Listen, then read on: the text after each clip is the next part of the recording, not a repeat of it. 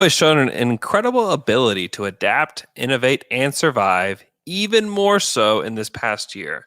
Now, another way you can adapt and grow is by finding the right people to help you grow your business. LinkedIn Jobs help you do just that for free. Get started by posting your job for free to reach LinkedIn's network of 740 million professionals. Fill out targeted screening questions to get your role in front of the most qualified candidates with the experience, skills, and motivation you need. Then, with simple filtering and management tools, you can easily review, rate, and hone in on the top candidates. LinkedIn Jobs can help you hire the right person for your role. And your first job post is free. Just visit linkedin.com/dunk. Again, that's linkedin.com/dunk to post your first job for free. Terms and conditions apply.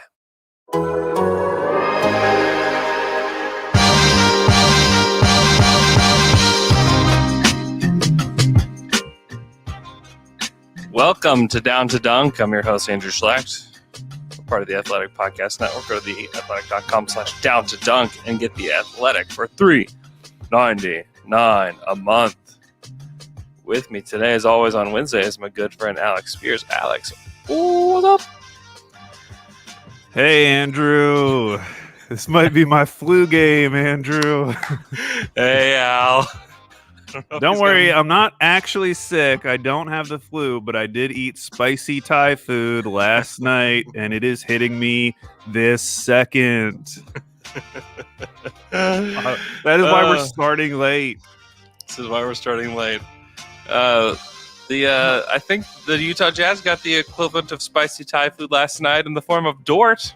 Oh, Lou Dort, what a game, a Dorty 40. We got ourselves a Dorty 40. I was so excited. When he had 38, it was just like, he's got to get 40. Like, we just have to make this happen, right? It just had to happen. It was awesome. In fact, looking ahead for the rest of the season, it'd be fun if each night, to kind of keep us entertained, they just picked a player to try to set their career high in some statistical category. Wouldn't that be fun? Right? No, that would be great. If we were like, hey, Moses, let's see if you could get 30 rebounds. Let's just see if you could do it. They tell all the other players so that they're helping him out. Is there someone you'd most like to see? Like just either score a lot of points or... I'm just thinking which player would be the most difficult if they said, okay, you specifically, we want to get you 30 tonight. 30 points? Who would be the one where you'd be like, I don't think it's possible? Let me look at their roster. I mean, at this point, maybe it's only like back end of the roster guys like Tony Bradley and Josh Hall. Yeah. I mean, Kenrich could get 30 if you wanted to. Get 30. Yeah. Svi could get 30. Svi can get 30. I even think Ty Jerome could get 30. Yes. Tony Bradley? Could you get Tony Bradley 30? That'd be tough. It'd have to be against a team that maybe like they're starting centers out so he can just dominate. You can just throw it down to him every single time down. He can just get a bunch of dunks. You think he could do it against Washington? And Rolo? You're a big Rolo fan. Yeah. I don't know. I don't know who it would be. But yes, all of that is to say that Dort had a wonderful night last night, scoring 42 points, 7 3-pointers, also a career high. 7 for 11 from 3. 11. Unbelievable. He shot better from 3. Yeah, well, he should have had more. He shot better from 3 than he did for the free throw line last night. He was 3 of 7 from the free throw line.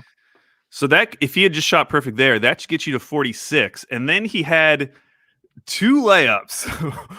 At least. I was actually looking at his shot chart is very funny because he missed like 4 3-pointers, but then he also missed like 4 shots with almost within the restricted area. Oh, and yes. One of those was a breakaway like layup attempt that he rocketed off the backboard and might not have even hit the rim on the way back. He's so strong. And then there was another one where he was wide open. So we legitimately had a shot at a 50-point game from Lou Dort, which that would have been really crazy. 40 is crazy enough. 40 is crazy enough. I live for a Dort 50 piece. At this point, wouldn't you say it's coming? Because I mean, he is. I don't think we can say that he's a good shooter, but he is definitely a streaky shooter. And when he's on, he's going to have these games where he just blows up from three. Lou Dort scored 42 in a game, in a real game, against a good team and against a good defense. And so the thing about it is, guys will get hot and score crazy amount of points. We saw Corey Brewer scored 50, right? Yeah, but that's just because he got really hot from three, and that's a part of the story with Lou. But he was hitting some shots that make you think, okay, maybe like this is a little bit different. He hit this. He drove the lane, got met by Rudy Gobert in the mid-range. Most guys would pass out, just be done, somebody else figure out the possession. He basically does this fadeaway, high arcing mid-range shot that goes in right over Rudy Gobert. It's like, okay, that's different. He scored in a variety of ways. Not only did he have 42 points, but he had 4 steals, 3 assists, 7 boards, and he was guarding Donovan Mitchell and running through screens. I don't understand how he can expend the amount of energy that he does on the defensive end and then still take 31 shots. It really is different.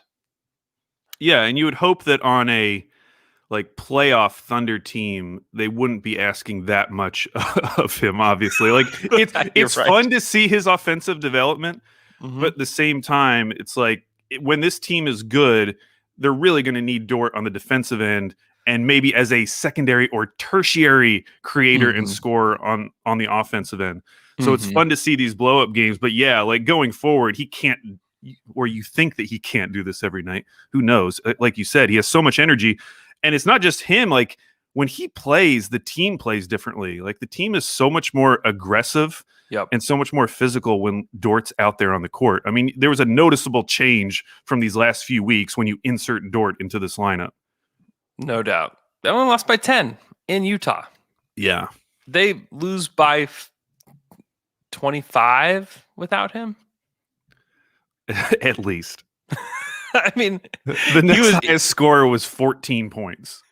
I know. And he did take 31 shots to get there, which I loved. Like it's what I was disappointed that Poku wasn't playing, because Poku's been like one of the only reasons I watch, right? He's been the only reason that a lot of people watch. 40. Yeah, we could get Poku 40. He could get 40 shots. Oh, 40 shots. I would love that. That'd be highly entertaining. But Lou provided something. You're right. He provided a spark on both ends for the team. Still, it was just the perfect game, right? For this time of year, perfect game. You get entertainment, you lose the game, and you go to tankathon.com and you look today, and they're at the 6th spot. Washington has passed them. So it's great.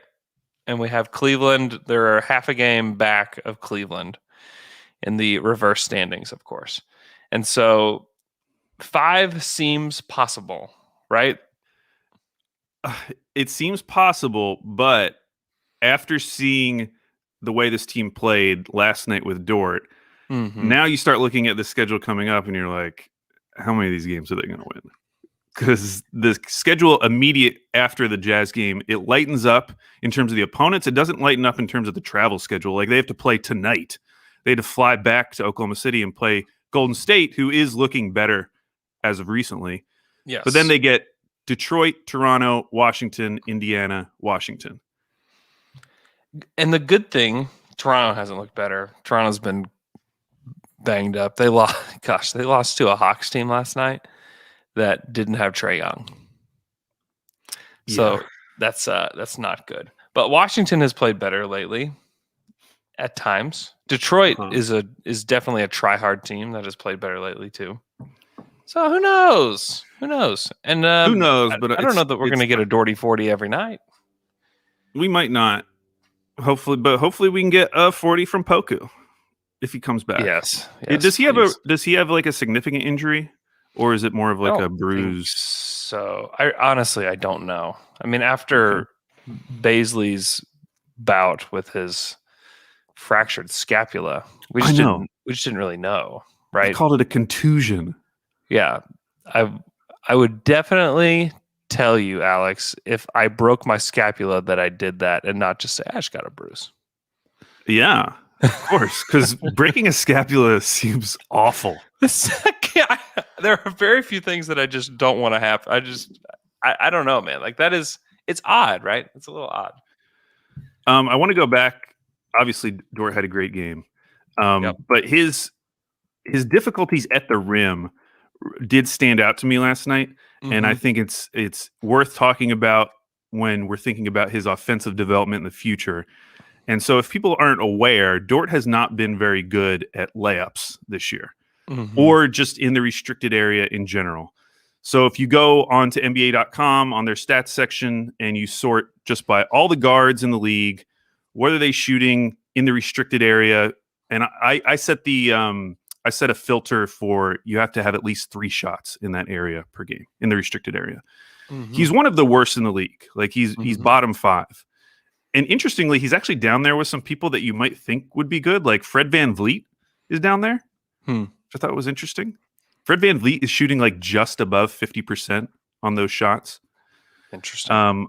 I've been delaying this whole time because I had to bring it back up on my computer, and I thought I was about to do it perfectly and time it exact, but I didn't. Well, I can tell you last night he shot better from 3 than he did in the restricted area. Yeah, he did. He was 7 for 11 from 3 last night, and he was 3 of 9 in the restricted area last night. But one of the things that I noticed, and it was actually on a play that he scored, it was like with 5 minutes left to go in the game, he got a steal and had a breakaway attempt. He could have dunked it, but he did like a weird, not even like a traditional layup going up on the side one way or the other. He just did like both hands up, and it almost didn't go in. It looked dicey, and so that made me think like, have I seen Dort dunk that much? And so I went on to basketballreference.com. Andrew, how many players on the team do you think have more dunks this season than Luguentz Dort? One of the 12? most athletic players on this team. 12?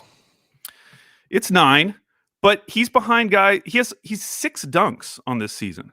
That is low. He has less than Svi, who's only been with the team for 13 games. Svi's been a dunking machine. It's just so weird that Dort, who is so athletic, just doesn't dunk. And when you saw it in that play when he was wide open, there was like a scramble, and he suddenly had the ball and was just right under the rim, and he missed it because he didn't go up for a dunk. He was trying to do like a layup, a pressured layup, and it bounced out. It's strange because we call the show Down to Dunk, and then we call it Down to Dort, and so I've associated Dort and dunk in my head. Turns out Dort doesn't really dunk. Dort is not down to dunk. He's Clearly. not down to dunk. It's a problem, Andrew. Shea has more dunks, and I can't picture a Shea dunk in my head if I tried. Right? Yeah. Shea has 10 dunks, double digits. Double-digit dunks. Yeah, the dunk rankings. Moses Brown, number 1. 46 dunks in 24 games. That's pretty awesome, actually. Isaiah Roby, which I think is predictable. He's been one of the best dunkers on the team this year. Baisley has 27 dunks on the season. And then Hami, who's no longer with us, had 19 in that time. And then we've got our lower level dunkers. So, yeah, that is something. I don't know what to think of it, but it is. He can dunk. I mean, obviously, he's done it this year. Yeah, 6 times. 6 times. That's it. It's just like watching him in that game last night. He can get to the rim whenever he wants. He can at least get deep in the paint whenever he wants because he's so strong, and he has a lot of burst for a guy his size. And if you're putting like a smaller guard on him, like he's going to be able to bully him all the way to the rim. And so if he could unlock that, and someone brought it up on Twitter last night, that this is kind of what we saw from Russell Westbrook early in his career. If you go back to his stats, in his rookie season, shots in the restricted area, Russ shot like 47%. And then in his second year, he shot about 52%, which is what Dort is shooting this year. And so I do think it's a skill he could develop. And if he did develop it, like if he just got up to like where Shea is right now, Shea's around like 61%. If he got around there, like that would significantly unlock his. I mean, he could become like a 17, 18 point per game scorer if that happened. Yep. And I think it's certainly possible. He's still extremely young. And guys just usually get better, especially and a lot of this is like body control and confidence and timing. And I think that some of that stuff comes with time. And, Lou is 21 years old. He's almost 22. He still has a lot of room for development. And I'm still shocked at the development that he's had to this point, though. I mean, it's astonishing. Oh, I was thinking like, because I am in agreement. I think we're in agreement that we would like Dort to be on this team going forward. Like we would like the next good Thunder team to have Dort on it. But I was just thinking about him as a trade asset and how much he would be worth to a like contending team. Because not only are you getting a great defender, you're also getting him on a super cheap contract where you don't necessarily have to give up a lot other than picks. And there's no reason in my head why he wouldn't be worth as much as Robert Covington was at last year's deadline or whenever that was, when he got 2 first-round picks or when Houston got 2 first-round picks for him. I mean, he really is one of the more valuable pieces in the league right now. Yeah. Again, I don't want them to trade him, but just saying. Yeah, I don't think they should trade him. I think that I don't know what he'll end up being, but just the fact that he can blow up and score like that is something. He's not going to do it every night. He may, when they are good, he may not do it hardly ever in the playoffs. But if you get one, I mean, we had that one Serge Ibaka, Kendrick Perkins game where they went 11 for 11 from the field. Won them the game against the Spurs. Like sometimes you just need the one game from somebody. And if Shea or whoever we get in this draft or whoever else is on this team and we get into like a first round battle and we get a Dort 25-point game that wins them the game, like that's a big deal to have a guy that can do that. There was never going to be an Andre Robertson game. There was never going to be a Tabo game, right? Like man, when Robertson would have like when Robertson had like 15 points, we were like, "Whoa! All right, let's go." I know. Did he just take a step forward? Like I don't know. I mean, but there will be Dort games. There will be, and we had one. He almost won Game 7 for the Thunder. There will be Dort games, and that is exciting. He doesn't have to be a star. However, I would love it if he was. But he doesn't have to be one. It'd be really nice if you wanted to, Dort. If you wanted to be a star. Lou, don't hold back. It would be, but man, just to know you have a guy that can go get you buckets that is not necessarily the one that's expected to. Because I expect the Thunder to add another 20-plus point scorer to this team. Yeah. And that's one of the other similarities, because we've brought up this player comp before with Marcus Smart, because Marcus Smart is one of those guys. More think of him as like the heart and soul of the Celtics, which we kind of think of Dort that way for the Thunder. Think of him as a really good defensive player, but also Smart can have those blow-up games where all of a sudden, oh my gosh, Marcus Smart just hit 6 threes in this game and has like 25 points. So another way in which those two guys are kind of similar. I don't know if he has the kind of creation skills that Marcus Smart has yet. I mean, Marcus Smart was obviously like a really good point guard when he was at OSU, but they're, at least at the end of this year, we're going to get to see more of Dort as that primary creator, because there's not a lot. I mean, there are just times when it's like when Teo's not out there, like Dort can kind of do whatever he wants. Yeah, you compare those two, Marcus Smart in year 2 and Lou Dort in year 2. And let me try to find per 36 numbers. Okay. So per 36, Lou Dort, 15.5 points per game. Marcus Smart, 12. Yes. Where they do differ, and you're right about this, is through assists. Marcus Smart per 36 is 4 assists per game. Lou's 2. Yeah. But then you look at the shooting numbers, like lose 38%, almost 39% from the field. That's not great. Marcus Smart, 34. Wow. Marcus Smart, 25% from three. Lou Dort, 33% from three. To me, this is really, he could be that. Like, he really could be a Marcus Smart type of player. And one, I think that those type of guys are pretty affordable, typically. Like defensive type of guys are more affordable than guys that'll go get you 30. And he's just kind of the perfect piece. I mean, you watched last night, the Celtics beat the Blazers in Portland, and Smart is just all over the place. And when you have they have their two scores, right? You have Jaylen Brown, Jason Tatum. It just leaves basically all of his energy goes to making winning plays. And that's what he did all night. And I think that's perhaps the evolution of Dort, is to use all of his energy on the defensive end to make winning plays and then score in spots and get better as a scorer. You can see, like, that path is there already. You don't even have to imagine it. Like, it is set there. And perhaps he can be more, because I don't want to limit him. And I know that the Thunder shouldn't limit him, either in all of this. And I would hope that they wouldn't. But to me, I think that you continue on the track that you're on with him, that you push him to be everything he can be. And if he is just Marcus Smart, which I think that you can almost safely say it at this point, that he's going to be that type of player, then wow, you got that guy undrafted. You just get to throw that guy on your team. You didn't have to expend any assets to get that guy. Like, that is right. That is something. That would be amazing.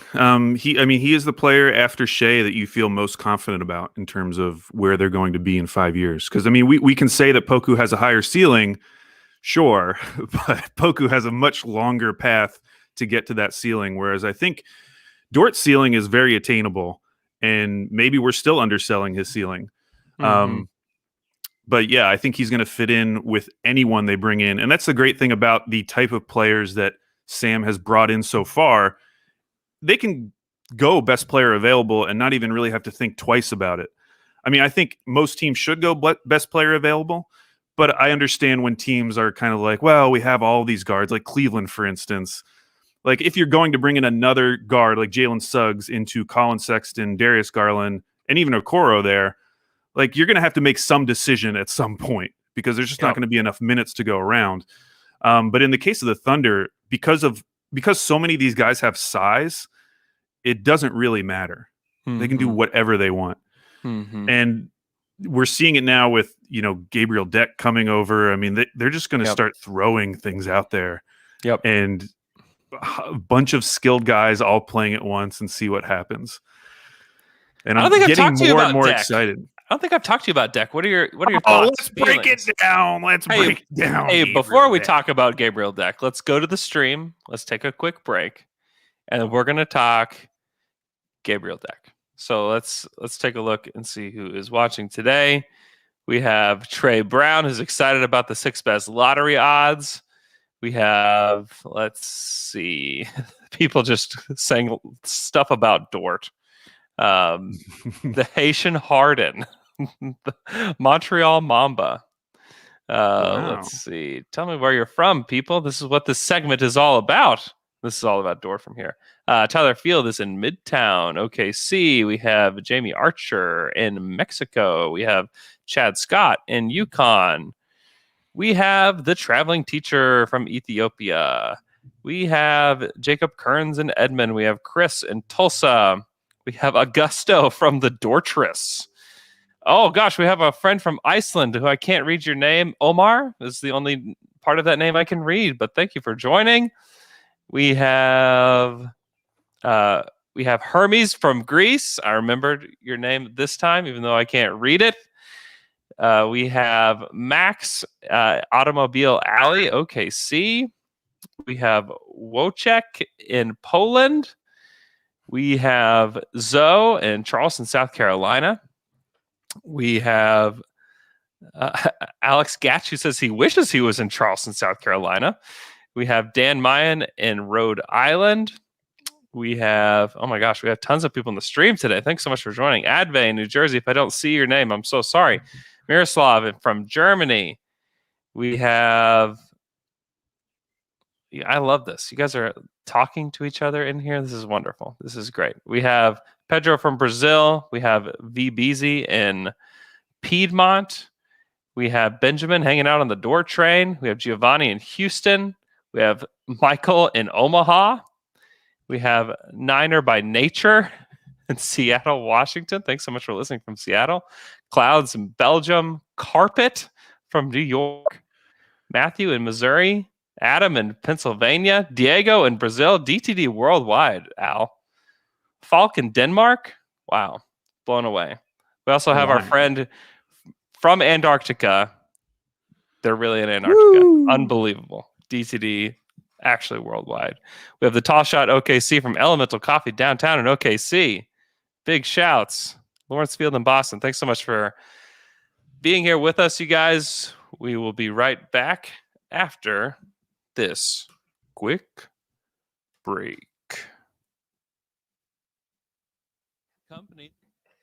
Let's talk about Artifact, a new company that helps you create a record of things that you can't afford to forget. Whether you want to tackle something big like chronicling your mom's life story, or you want to do something small and of the moment, like bottling up your 9-year-old's 9-year-oldness before she turns 10, Artifact's professional interviewers guide you or whoever you want them to speak with through that process. And they make it easy by hosting conversations over the phone, then delivering a tight, polished edit that is unmistakably you, but also wouldn't sound out of place on the radio. Next time you have a big milestone, or you need to give a thoughtful gift, or you just want your parents to tell you the story of how they met so you can play it for your future generations, you can save $40 with the promo code DUNK40. It's easy to get started. Step 1, you go to heyartifact.com and choose the type of interview that you want to do. And they have a bunch of options, or you can create your own. And then step 2, Artifact is then going to send you a short list of questions so their interviewer can have some context when they speak to you. And then you book the interview. Step 3, the interview lasts about half an hour and you can do it over the phone. Artifact's professional editors and sound engineers take it from there. Artifacts start at $175, but as I mentioned, you can use the promo code DUNK40 to save $40 off your first Artifact. And we're back from that quick break. Alex, let's talk Gabriel Deck, a.k.a. Gabby Deck, a.k.a. Turtle, a.k.a. Tankita. Yeah. Shocking, did not see coming. I think we all assumed that if they were going to bring in guys at the end of the season, it would be 10-day guys. Mm-hmm. Maybe some more G Leaguers are out there. Something I feel like Houston should be doing at this point. They have one young guy, What are they doing? I don't know. You know what? DJ Augustine's. Yeah, they could have had Tankita. Yeah, honestly, like bring in someone like that. They're playing DJ Augustine like big minutes. Okay, whatever. Yeah. Houston. I am just excited about what is happening because if OKC is going to get back to the mountaintop, which we didn't really get to the mountaintop, but we got very close. I think they're going to have to take a different route. Mm-hmm. They're going to have to figure out they're going to have to zig while the league is zagging, or zag while the league is zigging. They're going to have to do something different because we've talked before about the disadvantages being in a small market. There's some disadvantages that are inherent there. There's also the new lottery odds, which decrease the benefits of tanking a little bit, even though there still are benefits there. And so they're going to have to figure out another route.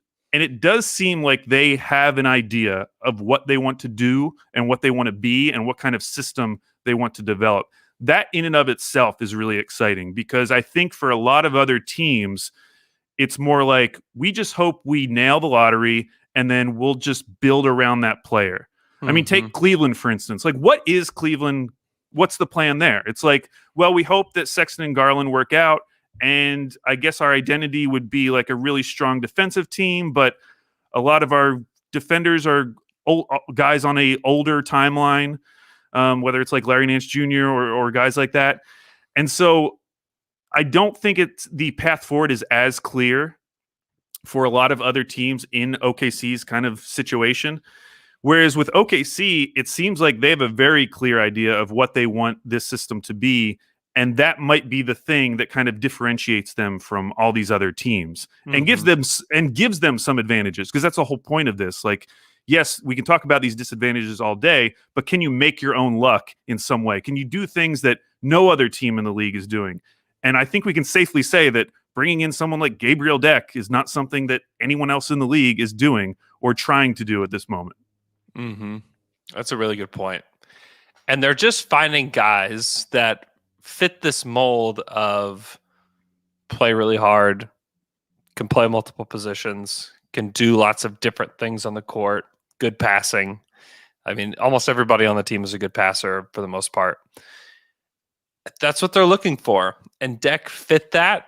He also helped them get to the salary floor, which is, I guess, a goal of theirs.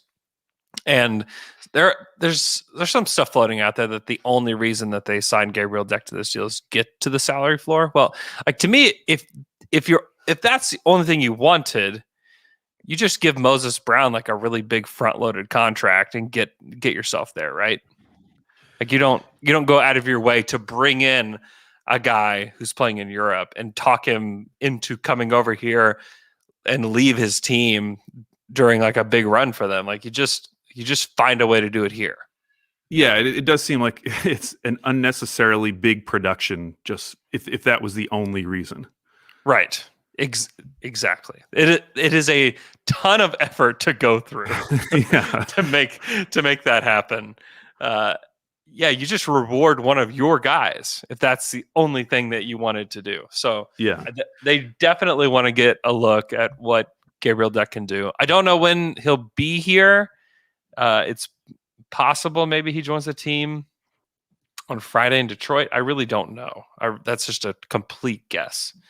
But I'm excited to see what he can do. They're just going to, just like with everybody else on this team, they're just going to throw him out there and see what they can do. I mean, they had Jalen Horde, like, they signed him and they were like, immediately you play. They had Justin Robinson, signed him that day. They're like, okay, you're going to play immediately today. So, I'm excited to see him out there. And he seems like very Kenrich Williams-y to me. And if you can get multiple guys like that on your team, that's great. And also, the contract is non-guaranteed moving forward after this season. So they're going to give him more than just these 15 games or whatever it is he's going to play. But if maybe next season it's like, yeah, this isn't working out, like, you can just cut him loose and have no ramifications for it. So it's a great deal for him in that he gets to make a crap ton of money in comparison to what he was in Europe, and gets to try the NBA and see if he's a fit. And if he is, great. And if not, whatever. And I don't know, for whoever listened to the Dream Team, we had a guy on that was reporting on this deal, and he said that the Clippers tried to get Deck in the offseason when they brought over Batum, and they thought they could add another 3-4 guy that plays hard, that makes winning plays. And so he's not just a random guy that the NBA hasn't had a radar for at all. The Clippers, the team is trying to win the title this year, wanted to bring him in. Yeah, that's really interesting. And the other benefit of this system that they're building is I think it makes the roster more interchangeable, to where you don't have a situation like we had a few years ago where you have all these stars. You have Russell Westbrook, Paul George, Carmelo Anthony. But when Andre Robertson gets hurt, the system is so fragile that it can't withstand a loss of your fourth best player, probably even lower than that. Like, if you throw in Steven Adams into that as well, where it just everything falls apart, and all of a sudden they're having to build from scratch just because Andre Robertson isn't there. Mm-hmm. And I think this new system where all of these guys can do so many different things kind of protects you against something like that. That's a really great point. I hadn't thought of that. You're right. Everything was toast after Robertson went down.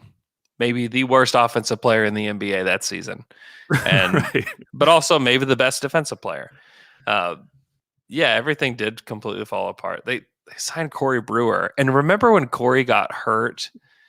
I think it was one of the last games of the season, and he ended up being okay and be able to play in the playoffs. But I remember Corey going out, and and the thought of the fan base was, "Oh my gosh, how can we survive without Corey Brewer?" And we couldn't. We couldn't. We couldn't with him, but I mean, my goodness. Yeah, I mean, going back to this system, it is so interesting because when we first started learning about Sam Presti, like way back in the day, all you heard was that this guy is from the Spurs system. Like he idolizes that Spurs system. He wants to build that Spurs system in Oklahoma City. But then through fortunate events, he ended up getting stars that were just so higher wattage than anything San Antonio has ever had. Yep. I mean, Tim Duncan is obviously an all-time player, but he is not in like personality wise or in like stardom wise on the level that KD and Russell Westbrook were. And so I think we're now finally seeing that dream coming true, like that idea of building Spurs 2, in Oklahoma City. Mm-hmm. And that gets me really excited because it's one of the reasons why that works so well for the Spurs is because they were the only ones doing it. And so they were getting first dibs on all of these guys that the rest of the league just wasn't paying attention to. Mm-hmm. And through that, they were able to find all these diamonds in the rough that the rest of the league would have never looked at.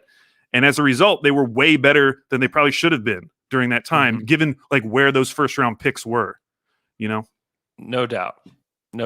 And they have a ton of international players on their team already, and they're looking for more. And perhaps and you brought this up in our text thread, like perhaps that is a strategy that you take, because I'd be a little floored if Jokic left Denver, right? Dirk never left Dallas. I think that there is something. European players are just wired differently when it comes to glamour markets and stuff like that, and not all of them are, but it seems like a lot of them are, though. And so maybe if you strike gold with one of these guys, whether it's Maladon or like Dort is an international player, Pokuševski, so any of those guys, if you strike gold with any of those guys, perhaps you have a better chance to get them to stay, because it does seem like the American players understand like LA and New York and those places to just be better places for them to be. And I'm not saying that it's not. I mean, it's certainly possible that Poku becomes a star and then is like, yeah, I want to go play for the Lakers. Like that's certainly possible. But you just wonder if that is any part of the thinking, or if it's just, hey, we saw what Denver did, and we are going to scout internationally better than anybody else. And I think the Thunder obviously the Thunder have done that. You look at the roster, they have done a very good job scouting internationally. And you just wonder if that's a part of the strategy too. Just like, we're going to do this better than everybody else. Not everybody is willing to put in the work to go watch these guys play, to get to know them, to do all the things you need to do. And we will be willing, and we will make that happen. To me, that's kind of what it looks like with this team. And that's why this upcoming draft is going to be so interesting. Outside of whatever that top pick ends up being or where it ends up landing, but I'm really interested to see, what if they don't get the Houston pick and they end up at 17 and 32? Who are they taking with those picks? What kind of players are they targeting?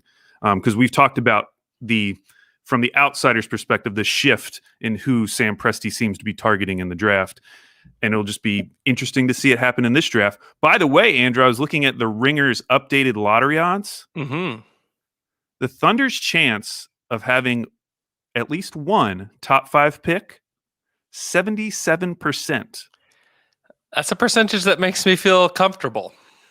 The next closest, the Orlando Magic, because the Bulls have been so bad. So now that pick is like a more realistic lottery pick.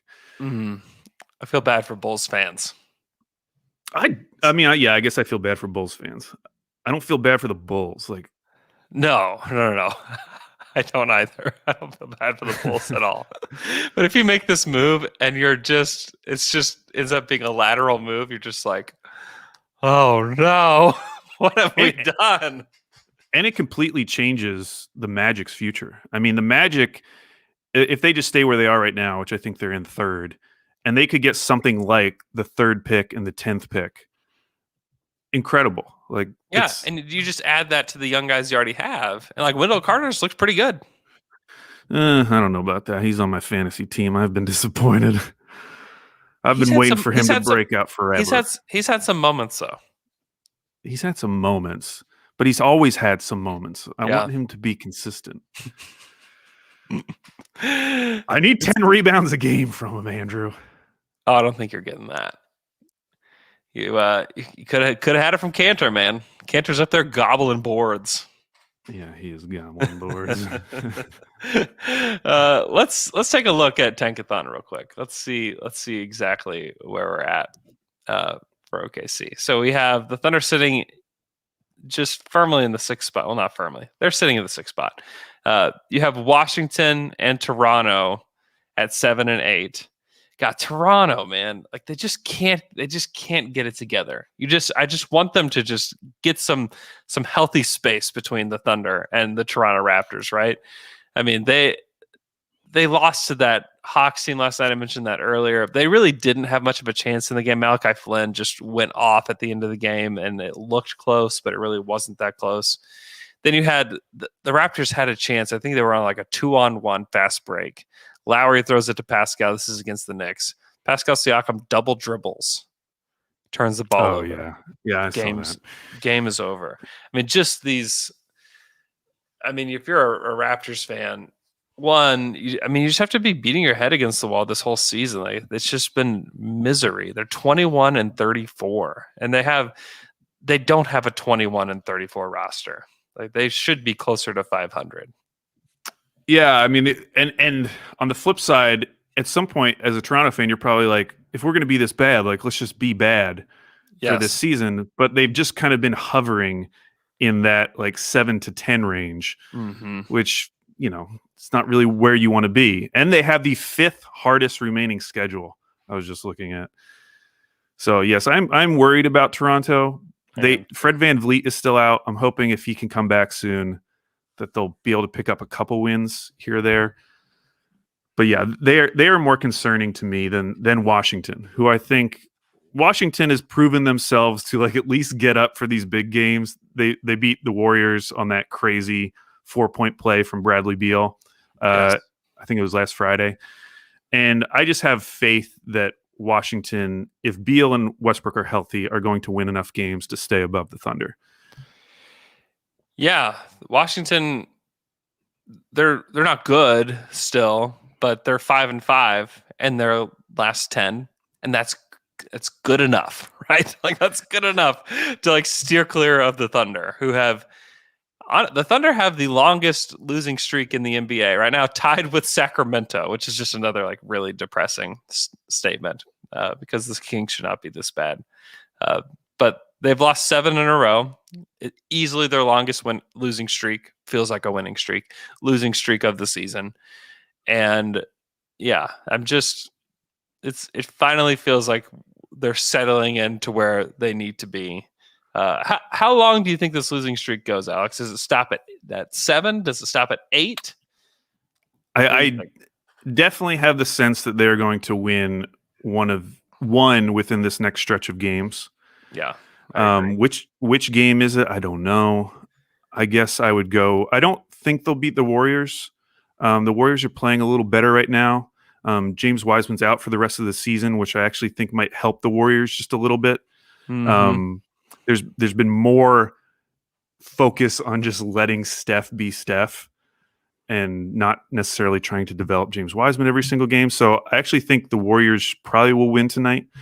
But yeah, one of those Detroit, Toronto, Washington, even Indiana, Washington games. I mean, they could win 3 of those games, and it wouldn't shock me. I know. Which is terrifying. Those games are all on the road. I think it is a huge blessing to the tanking community that the Toronto Washington is a back to back, right?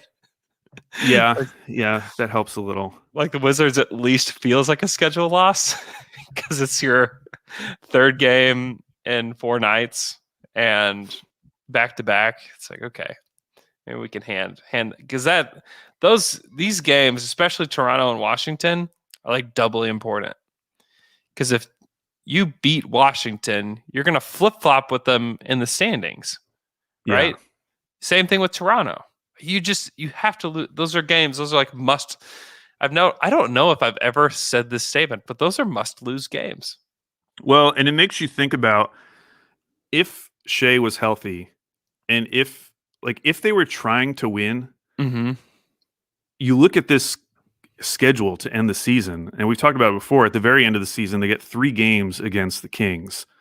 Yep. Like they could be much better than 500 in this final stretch if they were playing all their guys. Because this is not a difficult stretch. No, I mean if they were playing Horford and Muscala and SGA, Yeah. they might be 500 the rest of the way. Yeah.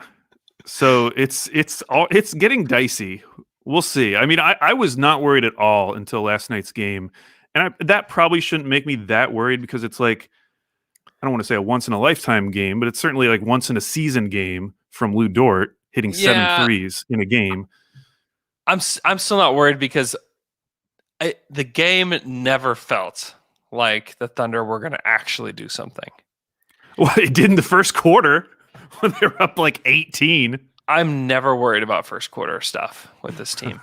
They play too many young guys. They play too many inexperienced guys for them to hold on to that, especially against a team like Utah.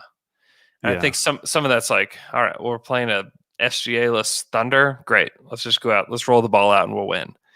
And then Dort goes off like, oh, okay.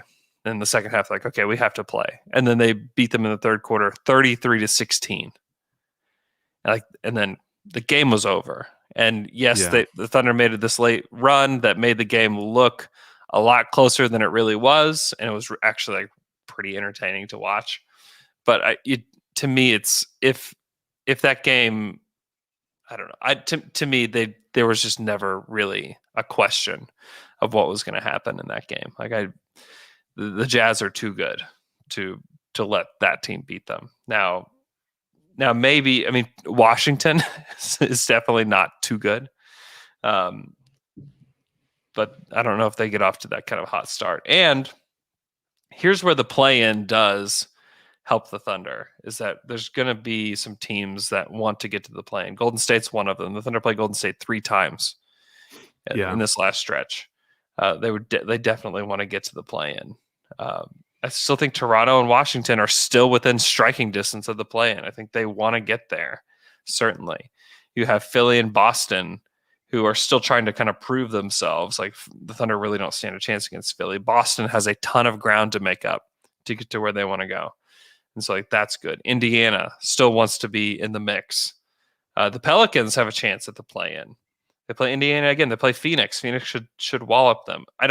The only one that I question, here's the ones that I question are Sacramento, who they play 3 times in the last 2 weeks of the season. And then you have the last 2 games, Utah and the Clippers. And the question with those is like, who plays? Like, do they play everybody in those games? Yeah, do they care at that point? Do the Thunder play everybody in those games too? Because there's certainly a thing, and I think Shea will be evaluated in the next few days. Again, that's when he's set to be evaluated. Was the middle of April, and that is now. And if they say, "Wow, you look great, let's go," he'll probably play. If they say you need 2 more weeks, I think they should shut him down. I think it should be completely over because we saw what happened to Jamal Murray. And imagine if that happened to Shea. Like if Shea tore his ACL against the Kings on May 4th. That sets you back a year. Yeah. In terms of your team's development. You don't do it. You don't do it. You just don't. The question is just for what? And if people are like, wow, the Thunder are just doing this so they can tank, they're also doing it to preserve Shai Gilgeous-Alexander's career. Because we're seeing like this season, because there are so many games. Go look at the schedule. They have one more 2-day gap between games. One more until May 16th. They go a whole month without having a 2-day break. An entire month. Like, that's crazy. I get a 2-day break every week. It's pretty They don't good. get it, and I don't even have to do it. I'm just sitting here. Those guys don't. They're on an airplane.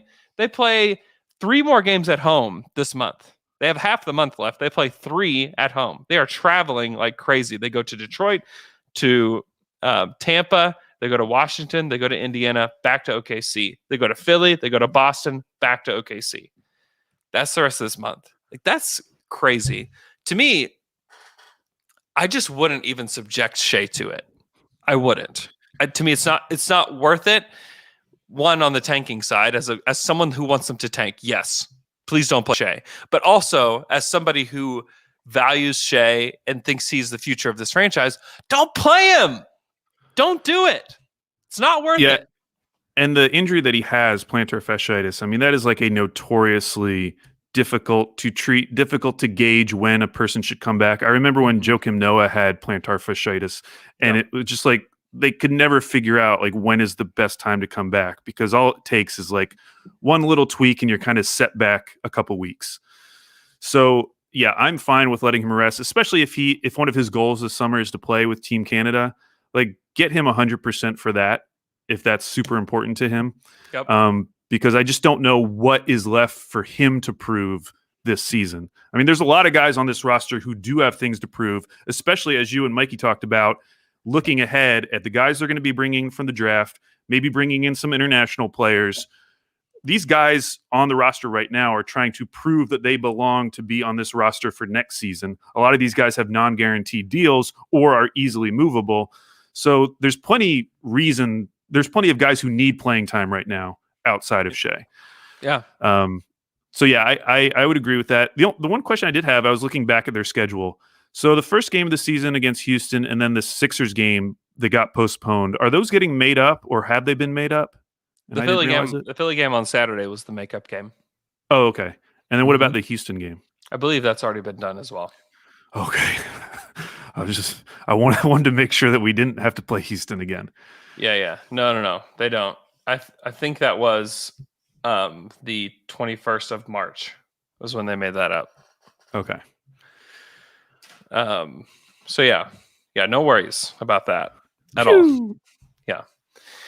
Yeah. And you mentioned international players. Like, Deck is certainly a guy too that will come over, and I think there will be guys on this team like a Josh Hall.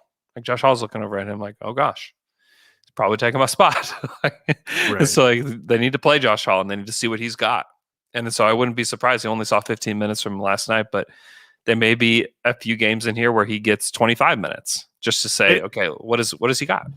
And honestly, this is why guys fall through the cracks, because the team they're on is more focused on playing the veterans and the established players and not giving those guys at the end of the bench a real shot in the NBA. And so they never really see what they do in real gameplay. And so they end up cutting them. They go to another team, all of a sudden become like Robert Covington or whatever other player you want to bring up, Hassan Whiteside, all these guys who were at the end of a roster, didn't really get a lot of playing time at their first stop. And then all of a sudden, Moses Malone played 6 minutes, as we discussed last week on Slam and Jam, and then all of a sudden become really good players in another situation. So I think there's a lot of value in giving those guys a lot of run at the end of the season, just to make sure, like, is there something here? You don't really know just from practice. Oh, we talked about D'Anthony Melton, who's on the Grizzlies, who's been awesome for them. He was just given away. Chris Middleton. A lot of people don't remember. Yeah. Detroit had Chris Middleton. Just threw him in. They just threw him into a trade because they didn't know what he was. Yeah. Can you imagine? Happened with Tobias Harris too. Happened with Tobias Harris? When he got traded. Yes. They just gave him to Orlando. It's unbelievable. Yeah, I couldn't remember which way that trade went. If it was Orlando sending him to the Bucks, there were so many Bucks Orlando trades because like JJ Redick was back then. Yes, it was JJ Redick to the Bucks for Tobias Harris, and it was like the rental of JJ Redick. Yeah, is what it was. They rented him for the rest of the season, and the price they paid was Tobias Harris. Max player Tobias Harris. Max, maybe it was a good thing. Ultimately, I don't know. Who's to say? There was a report about Micic and his agent saying that there's nothing. He was actually like seemed angry about the reports. So just something to keep in mind. Like that deal is not done. It has not been signed, and until it's signed, it's really nothing to worry about one way or the other. I believe they can negotiate during free agency, or perhaps I actually don't even know when they can negotiate. Perhaps it's after the Mitch's season, but that deal's not done. So we will move forward as if he's not on the team until we know he's going to be on the team. So and I think if you saw that quote I posted on Twitter from an interview he gave last November, he said, basically, I don't really care about going to the NBA. Like, that's not one of my dreams. If I go there, it's going to be because I'm going to a really good system and I'm going to have like a guaranteed role. So from his perspective, he might be looking at this like, let me see what the Thunder do in the draft this summer. Let me see who they bring in. Is there actually going to be a spot for me on this team? Is it worth uprooting my life, moving to Oklahoma City to only get, 10 minutes a game? Yeah. Or can the Thunder tell him, no, you're going to be like a key part of our rotation. Here's how many minutes you're going to play, all that convinces him to come over. Mm-hmm. Yeah, I have no clue. To me, it's made no sense from the beginning. I've always been like, huh? About it. But who knows? Who knows what the plan is? I don't know what the plan is. I still think the plan is largely based around Shea and the draft. Like, to me, that's the plan that makes way more sense. When you throw Micic in there, it's like, what's going on here? So not done. We probably really won't even talk about him until there's actual news about him again. So just a little housekeeping note there. Hope you guys have a great day. The Raptors have announced that Kyle Lowry, Gary Trent, and Fred VanVleet are all out against San Antonio tonight. So no.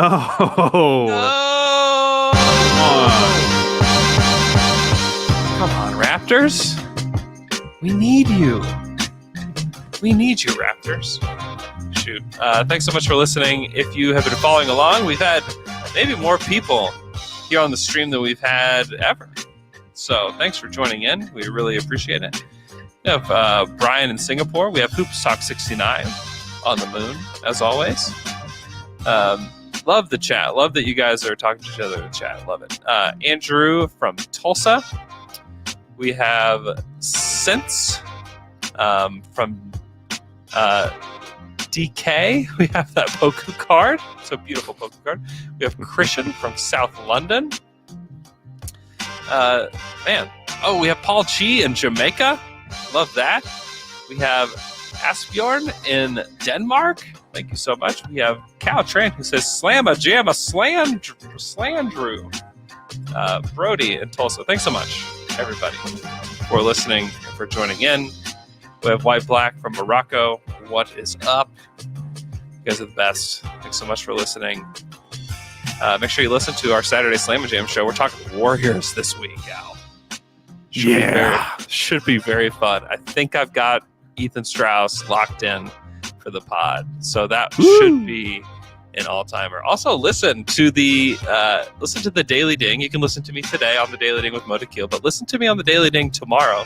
Subscribe to the channel. I've got a very special guest that I'm very excited about on that. So go to search NBA Daily Ding on your podcast catcher. Subscribe. Have a great day. We'll talk to you guys again on Friday.